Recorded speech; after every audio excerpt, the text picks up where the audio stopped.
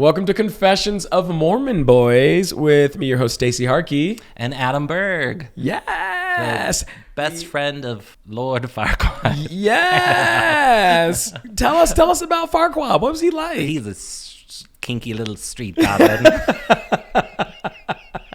I don't even remember. Did he die in the movies? Whatever happened to him? Apparently not a great friend, huh? Well, you're my friend. Oh, yo. Am I Lord Farquaad? How similar are we on a scale of 0 to 10? The only difference is the haircut.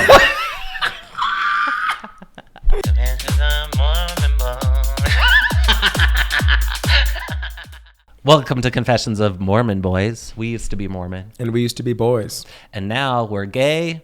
And men. Ew, why did I say it like that? That sounded so lusty. Ooh. The truth just hops out sometimes, you know what I'm saying? Yeah. Do you think we're like sex icons? Absolutely not.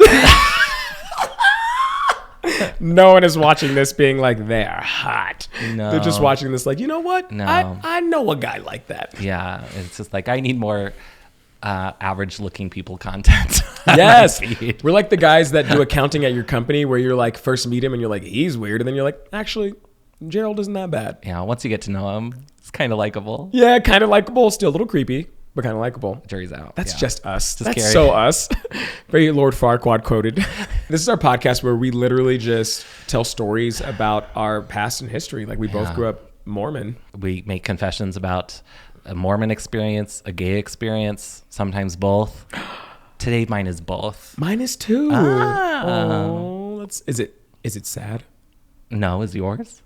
Maybe. We're not really coming in here to like with an agenda to make you think something. We just want to share stories, honest stories from our background. We're not representing anyone other than ourselves. Yeah, even though we are wearing missionary name tags. We are. Wearing missionary outfits, dressed like elders.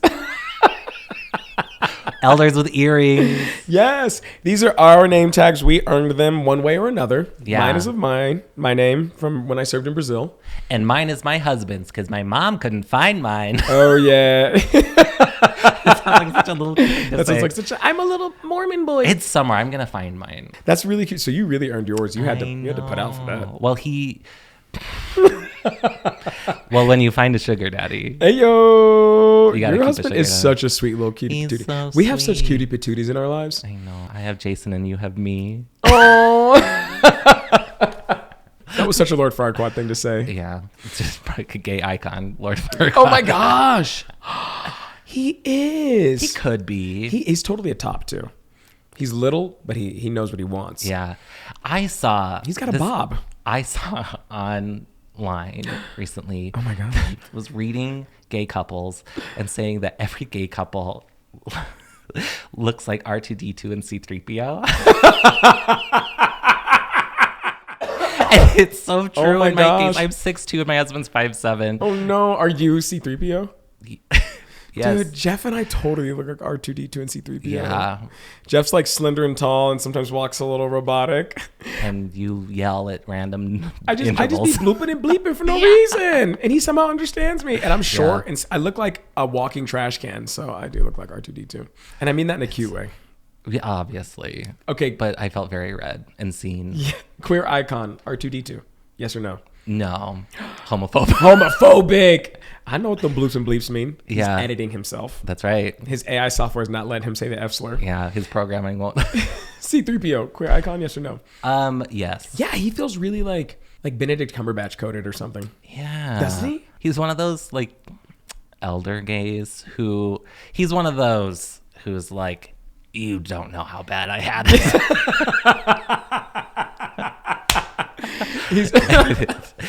He looks very like the really smart, put together, clean gay. Like you go to his house, he definitely follows Martha Stewart. Definitely knows everything about our icons of the past. Not judgy. He's the safe uncle. Yeah. He wrote his master's thesis on Marsha P. Johnson. Oh, that's so cute. Yeah. That makes me endear to him so much more. Yeah, well, that's facts. And R2D2 definitely voted for like some of the most homophobic leaders we have. Yeah. Mm-hmm. Well, chew on that. Give us your thoughts in the comments. But we have a couple stories for you today. Yeah. Possibly sad? Possibly sad. I don't know, just honest. Yeah. Should I just dive in? Go for it. It was a cold and stormy night. That's not it. I mean, we're both gay, if that isn't clear now. I love the idea of them being like, why are you talking so much about gay folk? Yeah. It's us. We're the gay folk. We're the gay folk. And did you say folk with the L? There's an L in folk. I guess maybe it's my southern roots. I said folk. Folk? Folk. Oh. Gay folk. Folk I'm gonna have to sounds think about weird. That. Gay folk. I grew up in Dallas, Texas, to some country parents. My mom was a teacher. My dad was, and kind of stay-at-home mom and teacher. My dad was a trade worker. Very just Southern black energy, right? And so there was no room for being queer. There wasn't even room for being like less feminine or L's. I was like, what? Folk. Oh, not lesbians? Well, it's your story. Folk. I support our lesbian friends. That makes one of us. I'm just kidding. I love lesbians. But I grew up in Dallas in a pretty homophobic family. And not that my family was like extreme. I think that's just how it was. Yeah. Like I remember growing up, and if you showed emotion or were like soft, you were teased.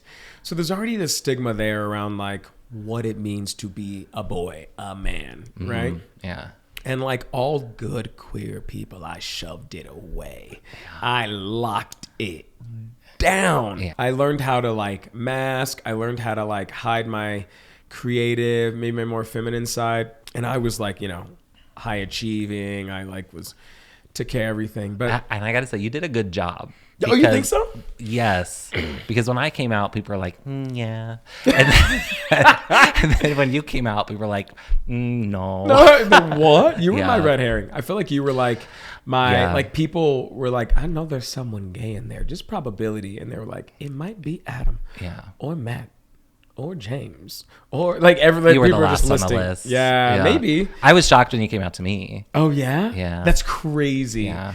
It was one night. I knew Adam was gay for a while, even though he never told me. I had a secret boyfriend. Not so secret. I think it's more secret. I think it was less secret than you realized. I think it started off secret. You thought you were sneaky. It became the secret everyone knew. And when you weren't around, people would be like, "Does Adam know we know?" And I'd be like, and I was so defensive. I'd be like, "If you say anything, I will kill you." And he would have. I literally did threaten people once. They were like, "Who's this guy going into Adam's room?" And I was like, you talk about what happens in our house, because we were roommates, you're never welcome back, and I will go out of my way to destroy you. I think I literally said those words, because I was like, I'm just glad you could live for both of us.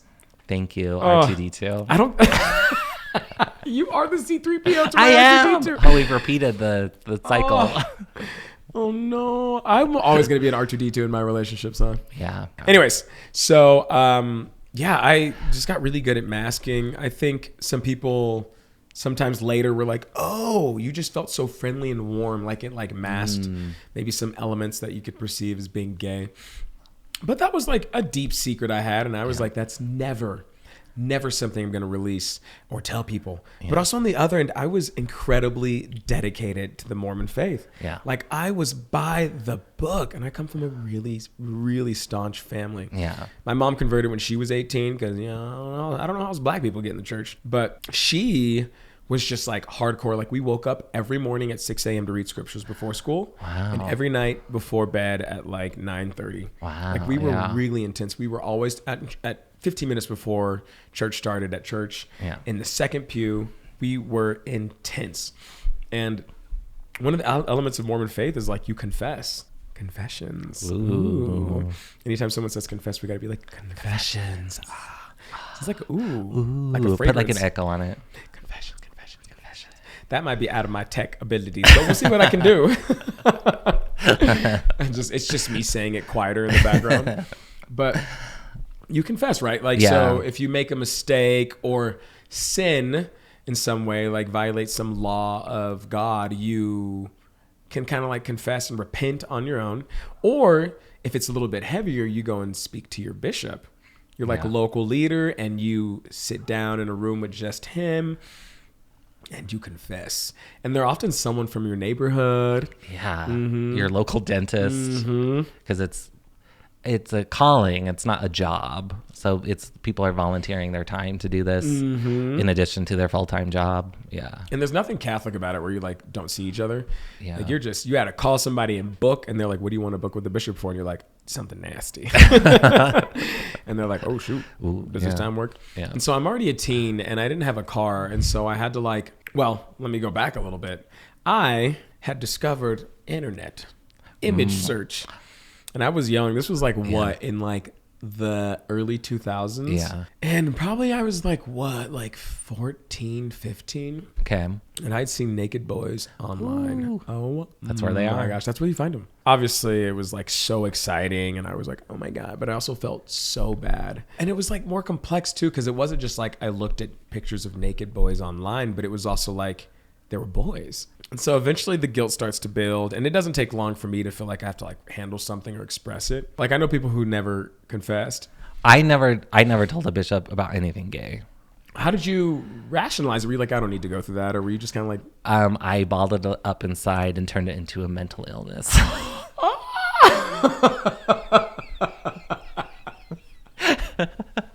That was not a laugh moment, but that got me.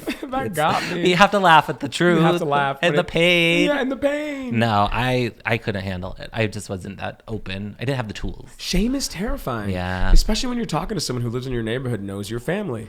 My current bishop at the time was the bishop before him, because they generally are bishops for 4 years. 4 or 5, yeah, something like that. So it's the president. Yeah. But it's he had been...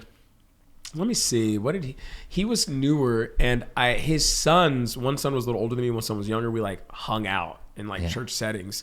And so I was dang it. The guy before him I was a little bit more comfortable with. He felt really nurturing. This one I didn't know super well, which ups the fear factor. Yeah, they call it bishop roulette, because you never know what kind of leader you're going to get. And this was in the early 2000s. This wasn't last year where queer issues are a lot more talked about, and there's a lot more people who are out. And so I just knew I had to go talk to the bishop. And I think I spoke to my mom, and I was like, Mom, I need to talk to the bishop. And she was I could see her just freeze up. I haven't talked to my mom in a couple of years. It's not a great relationship. Yeah.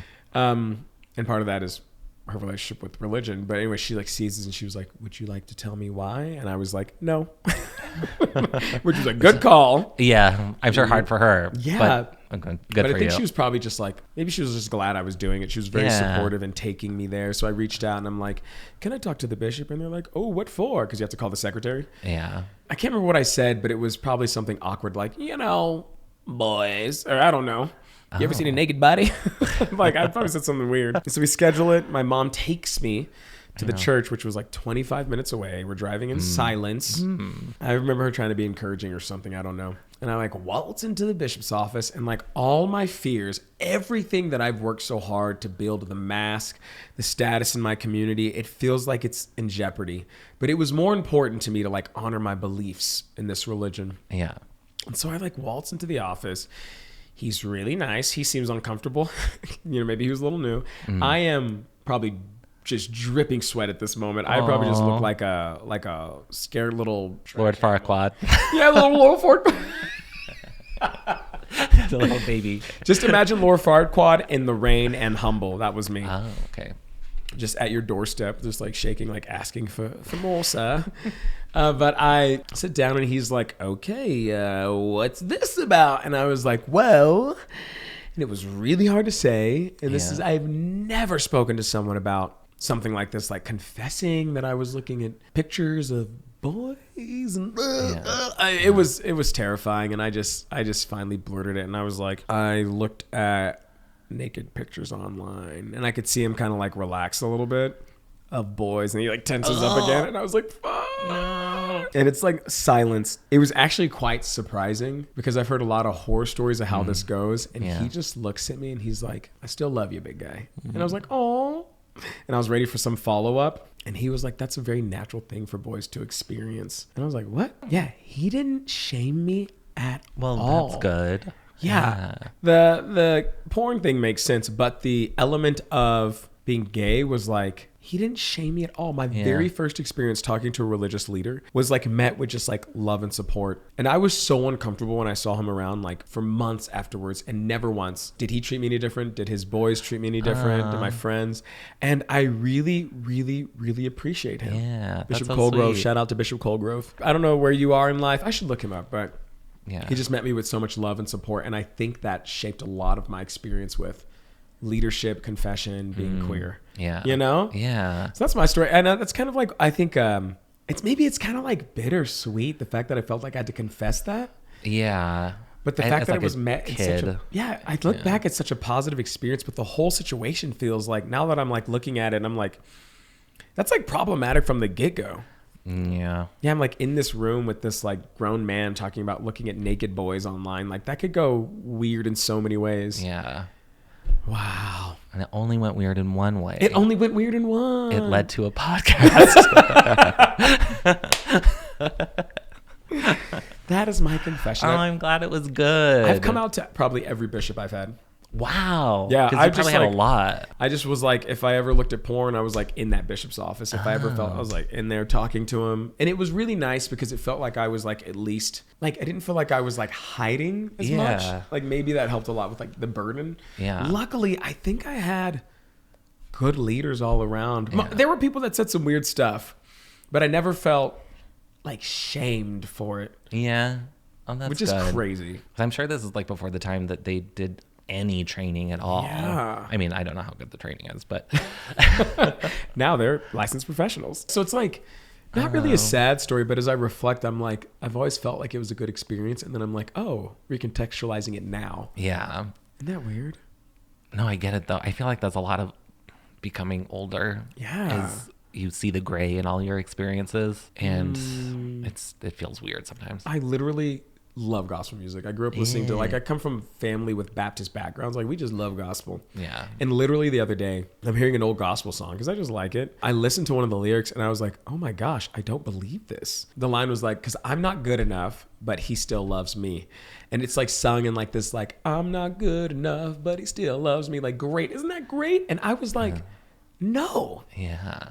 This idea that you're like not good enough, but someone takes pity to like love you and we thereby owe them is wild. Yeah. You know? The truth is, we aren't good enough and no one loves us. No one loves us.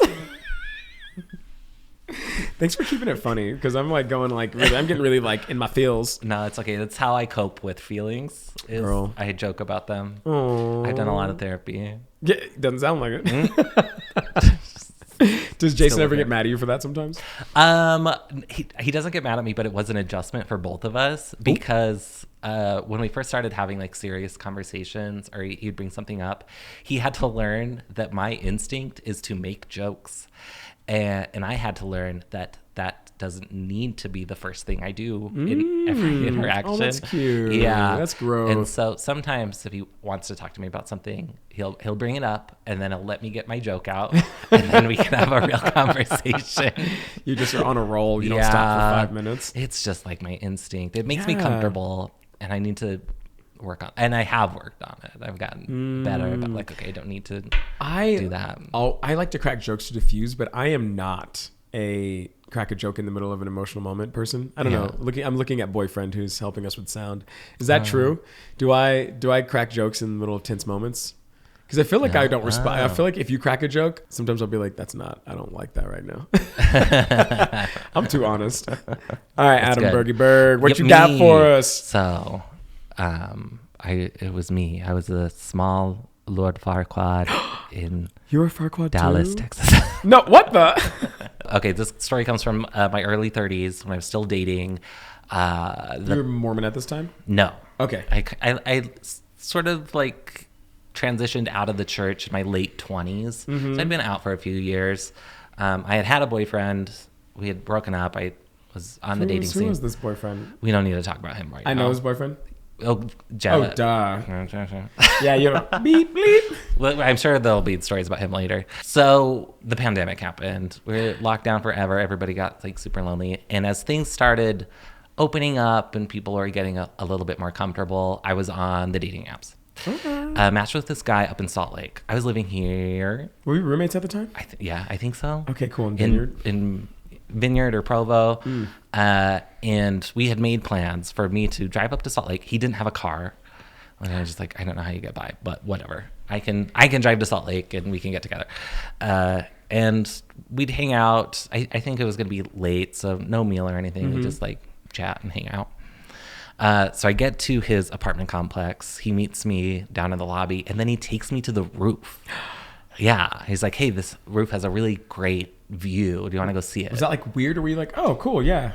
I was kind of like, oh, cool, yeah. And this is just a date? It's just a date. Okay. And it's not like a creepy, there's nothing on the roof. Okay. There's a pool, a hot tub, like a restaurant. It was like... It wasn't like a locked, dingy, abandoned roof? No, we didn't have to like crowbar like our way just through. Some like handcuffs in the corner. Yeah. And a bowl of food. You're yeah. like, what? That sounds like one of your dates. Hey, yo, sounds like one of my fantasies. That is not, reader. I just want to clarify. That is not the case. So he takes me to the roof. We're chatting. Yeah, there is a pool and a hot tub there. And there are people in both. And we're having just a fine time getting to know each other. Kind of like a mid-social environment. Yeah.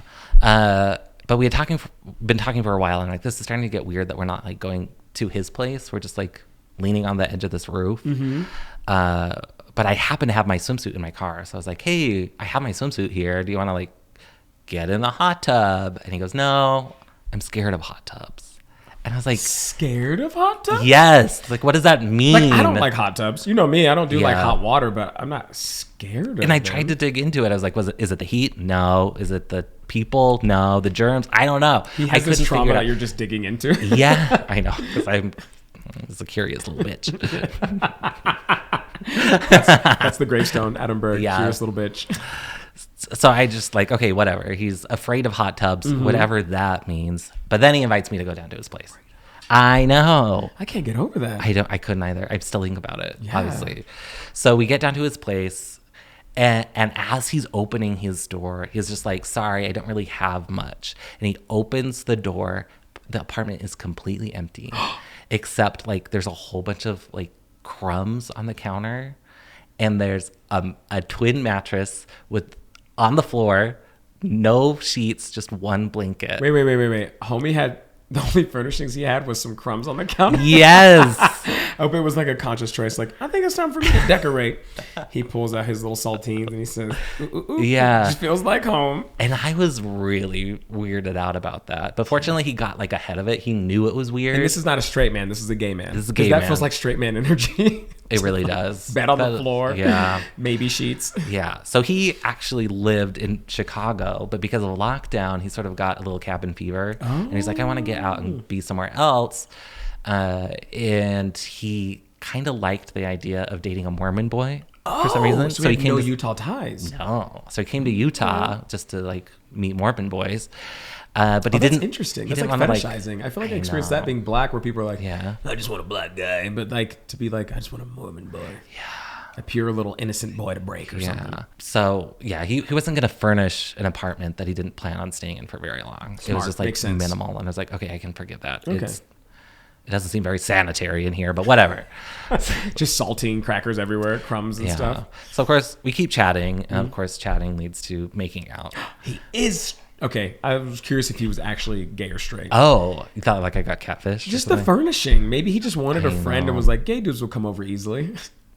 You know, that's not a bad strategy. That's not a bad strategy. You know what I'm saying? Yeah. If you're like not homophobic and like gay people make great friends, but to just be like, I just want to hang out, jump on Grindr. Yeah. We are like cuddled on the mattress on the floor with a one blanket. Was it comfortable? It was fine. Okay. And it wasn't like a grimy blanket, like oil. Fortunately not. Oh, okay, yeah. Fortunately. I know it could have been horrible. Yeah, or you might discover a new kink. No. But yes, cuddling on the floor on a blanket. Yeah, and like we didn't get too sexual, but it was like we had stripped down to underwear. Adam Berg. You need a little skin to skin sometimes. Are you wearing garments? No. That's smart. I was not wearing thong I wore either. garments in the beginning. Did you? Yeah. Well, gay dating? Yeah. Was that weird? Not until I felt like it was, and then I stopped wearing them. Okay. I was like, these are comfortable. Yeah. And it was always a conversation starter. I'm sure it was. So we were cuddling and talking, and he's talking about wanting to meet a Mormon boy, but he goes, I don't really know a lot about the church. Yes. You converted him. I could have. Oh. So, here's the thing. Used your powers for good and evil. Yeah. You know that scene in like Captain America, Winter Soldier? Okay. Where Zemo, the bad guy, is walking around the Winter Soldier who's like locked in a box. I don't think I've seen this movie. Okay, everybody else knows what I'm talking Maybe about. I have. I don't know Zemo, though. He's a sleeper agent. Oh, yeah. Yeah. And so Zemo is saying these Russian code words to activate him. And that's what happened to me. It was just like, I don't know very much about the church. And all this missionary training that I went through just like rose to the surface. I was just like, I know what to do in this situation. You did baptize him. But I was like, do you want me to teach you about Joseph Smith? And he said yes. So the missionaries during our time. The first vision by memory? I gave him the whole first discussion. Yeah. How did it feel doing it again? It was so weird, but I knew it. But the part of my problem was that I knew it in Chinese better than I knew it in English. Because you served your mission in Taiwan. Yeah. So I was kind of having to translate it. But I was like, it started in 1820 when a young boy, Joseph Smith. I saw a ball of sun above cranium, brighter than noonday. Is that how you would translate it from Portuguese? No, but I feel like sometimes translating, it's like the words are like similar but slightly different. Yeah. Lose acima de minha cabeça. I don't know. I'm like, I don't even remember if that's like the actual I know. quote. I feel like I learned the first vision in Chinese before I understood the words I was saying. So it just feels like a poem, almost like an out of body experience. I can get it. I could do it, but I'm not thinking about what the words mean. Wow. And then when I'm done, I just come back to my body. Yo, I think it's like, and so if anyone's listening who's like, what is the first vision? What does that Yeah. mean? Mormonism was founded by Joseph Smith, who looked at as the first leader, the first prophet. Yeah. And he had a lot of his like why we like believe in Joseph was kind of kicked off by this vision he had where God and Jesus Christ appeared to him. I do feel like a wild missionary right now. I activated your sleeper agent. Oh no, I pick up R2D2. No, it sounds like R2 still. Wow. But yeah, he had this vision of Jesus and God who were like, yo, bro, none of the churches you're going to are true. Yeah. The real one is yet to be revealed. Yeah, we're going to bring it back through you. So stay tuned for part 2. Yeah, clearly we're paraphrasing. Yeah. Thanks for watching my YouTube channel. God and Jesus were just influencers trying to get more views. From the 1800s. Amazing. Anyway, so it is an introductory lesson about the church and the basic principles. But I did give it the discussion and this lesson to him while in our underwear cuddling and like making out between sections of the lesson. That is like, I bet you there's so many men who have that fantasy. That's wild. If I were in a different phase in life, someone would pay me a lot of money for that. Oh my gosh. That is, I didn't remember the setting of you being pretty much naked. Yeah. Giving this man the first vision, broken up with kisses. I mean, that probably would convert a lot more people. I think so. Someone, if you're an active Mormon, take notes and pitch this to the right people. Yeah. If you want your church to grow, this is the way to do it. I know. It was a very weird experience. What a cool But I love that I have it. Yeah. But in the moment, like in the first discussion, you do challenge them to get baptized. Like at least on my mission, it was like you'd set a date 3 weeks out. And they're like, would you be willing to get baptized in 3 weeks on this date? And that was just like part of my training. But I knew it wouldn't work on him because he was afraid of hot tubs.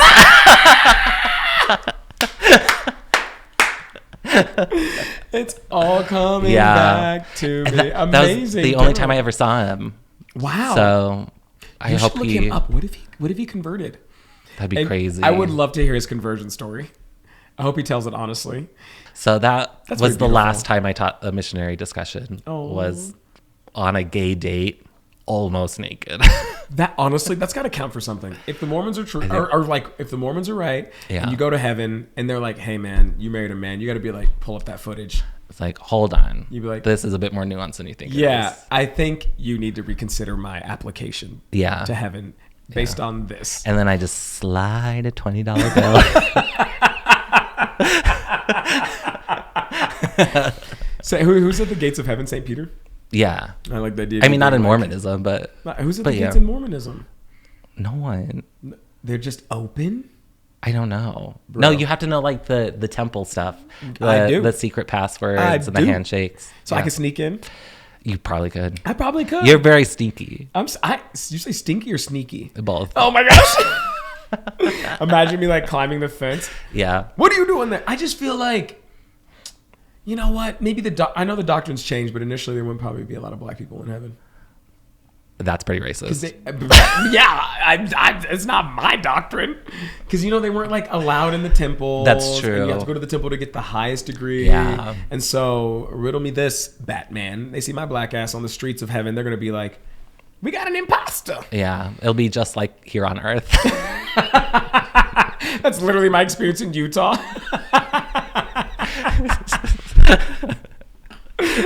Like, oh my gosh. When they talk about heaven on Earth, it's the racism. That's the race people. Make heaven great again. Oh my gosh. Well, on that note, that has been our confessions from Mormon Boys. Yeah. Where can they find out more about you, Adam? You can follow me on Instagram and TikTok at Hey Adam Berg. It's a good time. Read his books. They're good. And you can find me, Stacey Harkey, on most social media platforms. I'm always just doing stuff. He's very active. X Games mode, side tangents. Yeah. Well, until next time. These are our confessions. These are our confessions. Confessions.